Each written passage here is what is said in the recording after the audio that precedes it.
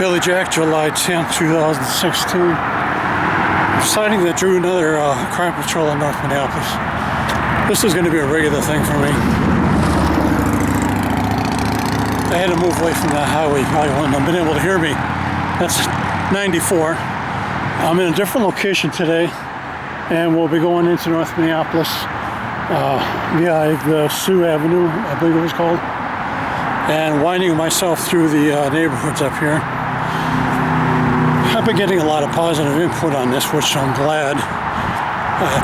Given the nature of all the crime activity up here in this area, it's gotten so severe and so out of hand, especially with children being struck by stray bullets and people being shot for no reason. Well, there's no reason to shoot anybody. There's no war zone up here, literally, as far as military-wise. The gang activity has got to wind down on their violent activities. I can't put much more into this, but my passion for coming up here now is becoming more strong each time I do this. And I'll be going to different areas as well. I go to the East Bank of Minnesota, downtown St. Paul, a variety of areas in the Twin Cities.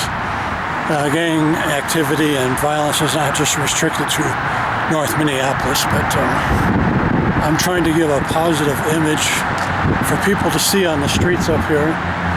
And people who knew Billy Jack from the 70s, I've been referred to him since the 70s. He's been kind of a mentor for me. A very positive image to be seen in the environment that's really changing up here for the worse. And I am not a expert martial artist like Billy Jack. I can't take care of myself. I did have some training in the military, and in Norfolk, Virginia, I was actually part of the it was called Chuck Norris Karate Studios. He had a variety of dojos up the East Coast, and I participated in his school. I'd never seen them, of course. You just seen the picture over the dojo floor. He owned their businesses, and I did some training in Tung Sudo, and with some other training that I've been going through, I can pretty much handle myself up here. I will be getting a concealed carry. I'm applying for the permit, and hopefully I wouldn't have to use that while I'm up here. But in the meantime, if push comes to shove, my body can be a weapon. That's what you're supposed to say when you know martial arts. My hands and feet are weapons. So if a cop pulls me over and says, "You got any weapons?" Yes, my hands and feet. I do have some traditional weapons in the truck. I don't think there's a problem with that, so I'm not aware of it. So I'm going to be hitting this area out in North Minneapolis, and there will be times where I might go over the same streets again.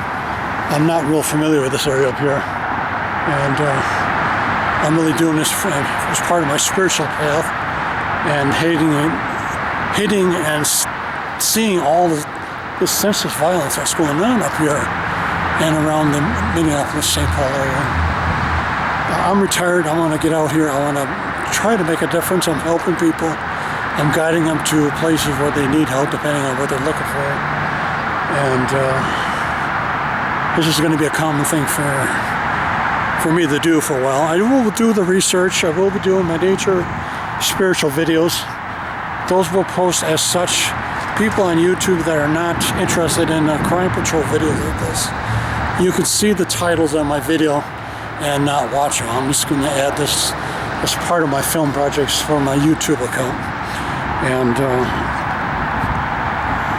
I will be still taking trips to Washington, D.C., and I want to go up to Las Vegas, Nevada for that Area 51 trip.